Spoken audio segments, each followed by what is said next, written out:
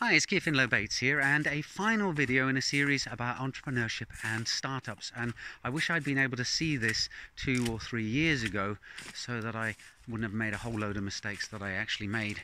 So I described a problem, I came up with a solution, I found a potential way of monetizing it, and I checked that I was not breaching any terms and conditions or laws or stuff like that. So all looking very good. What's the final thing that you have to do then before you actually commit any time or money to actually implementing this idea?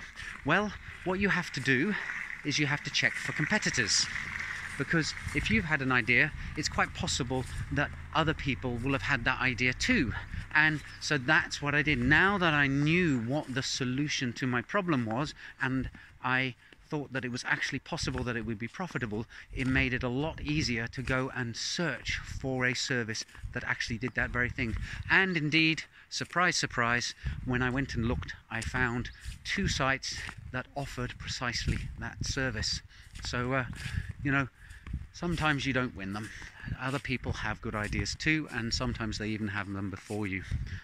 So there you go, walked you through a startup idea, through the various stages that you take before you finally either commit to executing or you give up. And this, I think, highlights one of the problems that a lot of startups have, my past one included.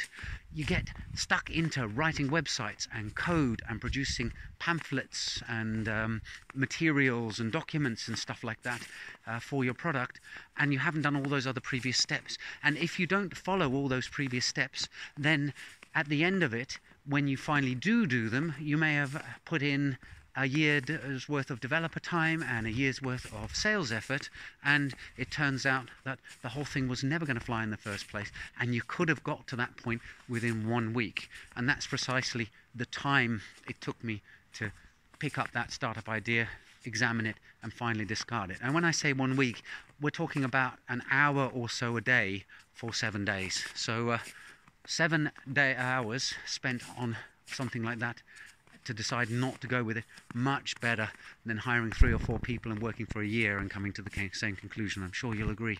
Anyway, I hope you found that useful and interesting, and I hope it saves some others out there from making the kind of mistakes I have. And hopefully I'll see you in the next video soon, which will be about blockchain again. Bye for now.